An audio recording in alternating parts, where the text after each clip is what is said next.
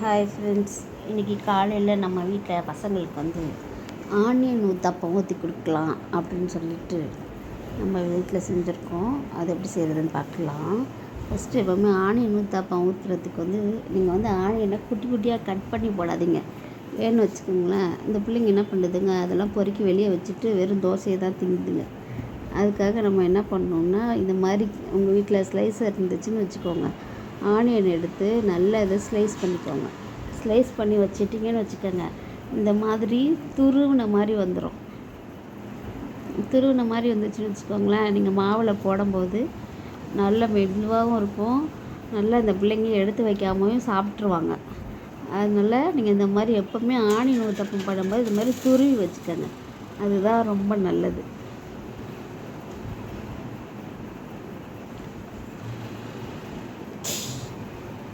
சரி, இப்போ என்ன பண்ணணுன்னா, நம்ம ஆனியன் ஊத்தாப்பத்துக்கு மாவு எடுத்துக்கணும். கொஞ்சம் கெட்டியாகவே இருக்கட்டும் மாவு. ஸ்டவ்வை பற்ற வச்சுட்டு தோசைக்கல்லை வச்சுடுங்க. நாங்கள் நிறைய பேர் இருக்கிறதுனால கொஞ்சம் ஃபாஸ்ட்டாக தோசை சுடணுன்றதுக்காக 2 கல் வைக்கிறோம்.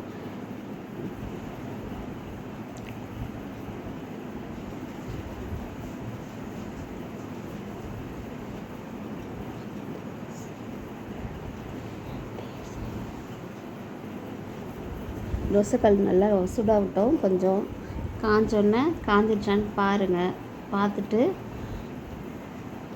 நம்ம கரைச்சி வச்சுருக்கோம் இல்லையா மாவு, அதை என்ன செய்யணும்னா, ரொம்ப தண்ணியாக இருக்கக்கூடாது. நம்ம ஆர்டினரியாக தோசை ஊற்றுறதுக்கு கொஞ்சம் தண்ணியாக வச்சுருப்போம் இல்லையா, அந்த மாதிரி இருக்கிறது. அதே மாதிரி இட்லிக்கு ஊற்றுற மாதிரியும் ரொம்ப கெட்டியாக வச்சுக்கூடாது. நல்லா மீடியமான பதத்தில் வச்சுக்கோங்க. கல் காஞ்சிடுச்சான்னு பார்த்துக்கோங்க. பார்த்துட்டு 2 கரண்டி மாவு ஊற்றுங்க. ஏன்னா ஆனியன் ஊத்தாப்போன்றது கொஞ்சம் மொத்தமாக இருந்தால் தான் அந்த ஆனியன் உள்ளார போய் நல்லா வேகும். இல்லைன்னா நீங்கள் மெல்லிசாக ஊற்றிட்டிங்கன்னா ஆனியன் வேகவே வேகாது, அப்படியே தறுக்குன்னு இருக்கும். பிள்ளைங்க சாப்பிடாதுங்க. அதனால் நம்ம என்ன பண்ணணும்னா, ஆனியன் ஊத்தாப்பம் செய்யணும் அப்படின்னா நம்ம மாவு நல்லா கொஞ்சம் கெட்டியான பதத்தில் வச்சுக்கணும். நல்லா முதல்ல நல்லா காய வச்சிடணும். காய வச்சுட்டு என்ன பண்ணணுன்னா, அதுக்கப்புறம் அதை சிம்மில் வச்சுக்கணும். ஏன் சிம்மில் வைக்கணுன்னா, அந்த சூடாக இருக்கும் போதே ஊற்றுனீங்கன்னு வச்சுக்கோங்க, தோசை பிஞ்சிட்டு போயிடும். நல்லா காஞ்சதுக்கப்புறம் சிம்மில் வச்சுட்டு 2 கரண்டி மாவு எடுத்து ஒரு 3/4 வட்டமாக போடுங்க போதும். ரொம்ப பெருசாகவும் ஊற்றிடாதீங்க, ரொம்ப குட்டியாகவும் ஊற்றிடாதீங்க, மெல்லிசாகவும் ஊற்றிடக்கூடாது. நம்ம முறுவல் தோசை போடுற மாதிரி போடக்கூடாது. ஊற்றிட்டு அதுக்கப்புறம் ஆனியன் வச்சுருக்கோம் இல்லையா, அதை எடுத்து அப்படியே நல்லா ஃபுல்லாக பரப்பி விடுங்க. அது என்ன ஆகுன்னா, மாவில் போய் அப்படியே மூழ்கிடும். அந்த மாதிரி ஊற்றணும். ஏன்னா அப்போ தான் அந்த ஆனியன் வேகும். நீங்கள் போடும்போதே பார்த்தீங்கன்னா உங்களுக்கே தெரியும், அந்த மாவுக்குள்ளார போய் நீங்கள் போட்டோடனே அந்த ஆனியன் உள்ளார போயிடும். லேசாக மேலே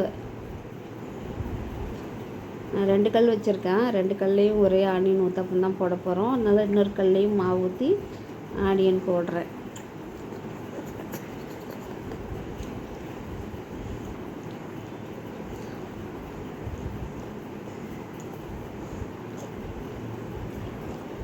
அதே மாதிரி இந்த மாதிரி சீவி வச்சிட்டிங்கன்னு வச்சுக்கோங்களேன், போடுறதுக்கும் நல்லாயிருக்கும். நல்லா பரப்பி விட்றதுக்கும் நல்லா மெல்லிசாகவும் இருக்கும்.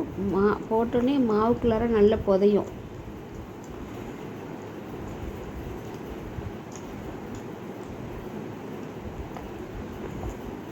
சிம்மில் வச்சு தான் நீங்கள் ஊற்றணும். ஹை ஃப்ளேமில் வச்சிடக்கூடாது, சிம்மில் வச்சு தான் போடணும்.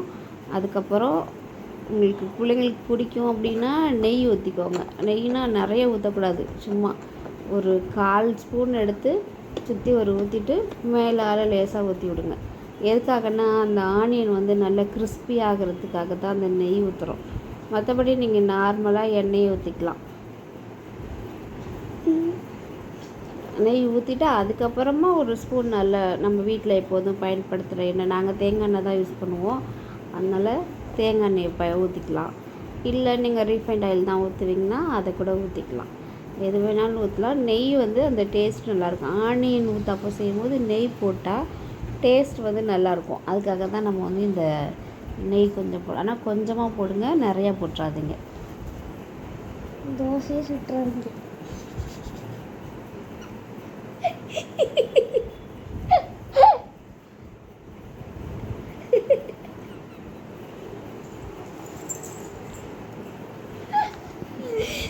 குடும்பம் டெலீட் பண்ணிடாதம்மா.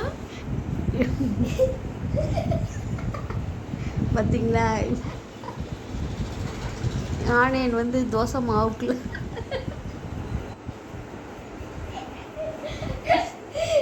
போயிருக்கா.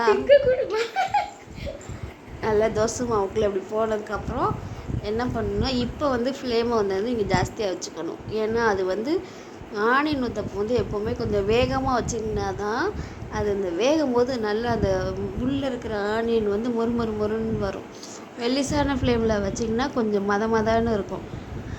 இல்லை இந்த டைமில் வந்து நீங்கள் கொஞ்சம் ஃப்ளேமை ஜாஸ்தியாக வச்சுக்கலாம். லைட்டாக திருப்பி விடுங்க, ஏன்னா நல்லா வேகணும். நெய் ஊற்றி இருக்கிறதுனால கொஞ்சம் நல்லாவே கிறிஸ்பியாக வரும். திருப்பி போட்டுட்டு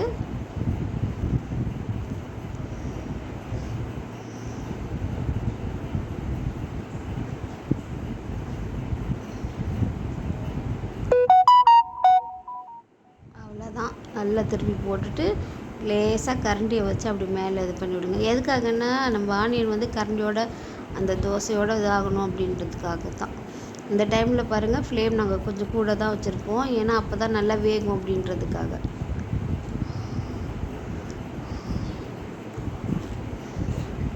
நல்லா அமுத்தி விடுங்க. எப்போவுமே தோசை ஊற்றும்போது பின்னாடி திருப்பி போட்டுட்டு நம்ம இந்த மாதிரி அமுத்தி விடணும். அப்போ தான் அந்த தோசை வந்து நல்லா வேகும். ஆனியன்லாம் நல்லா வந்து பொரிஞ்சு வரும். நல்லா அந்த பதமான ஒரு இதுக்கு வரும். சாப்பிட்ற பதத்துக்கு நல்லா வரும்.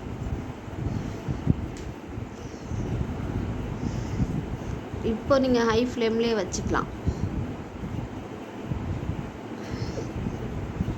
ஓகே, இப்படி பொன்னிறமாக பொரிஞ்சிருக்கு பார்த்தீங்களா. அந்த பொன்னிறமாக வர்றதுக்கு காரணம் வந்து நம்ம நெய் ஊற்றுறதுனால அப்படியே நல்ல ஒரு மாதிரி முருவலாக பொன்னிறமாக வரும். எண்ணெய் ஊற்றினாலும் வரும், நெய் ஊற்றினா கொஞ்சம் இன்னும் நல்ல பொன்னிறமாக வரும்.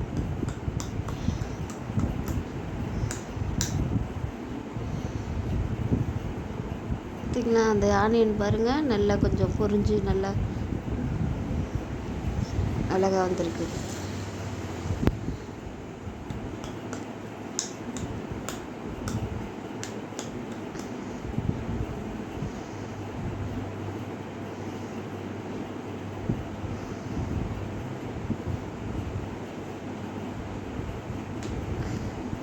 அவ்வளோதாங்க, ஆனியன் ஊற்றப்பம் ஊற்றியாச்சு. நல்லா பொரிஞ்சு, ஆனால் கொஞ்சம் டைம் எடுக்கணும். நமக்கு கொஞ்சம் பொறுமை வேணும் அது செய்கிறதுக்கு. ஓகே, ரெடி ஆகிடுச்சா? எப்படி ஆனியன்லாம் நல்லா ப்ரௌனிஷாக இருக்கா, தோசையும் நல்லா சாஃப்டாக இருக்கா. அவ்வளோதான் ஆனியன் ஊற்றப்பம். எங்கள் வீட்டு பிள்ளைகளுக்கு போட்டாச்சு. அதோட கார சட்னி வச்சுருக்கோம்.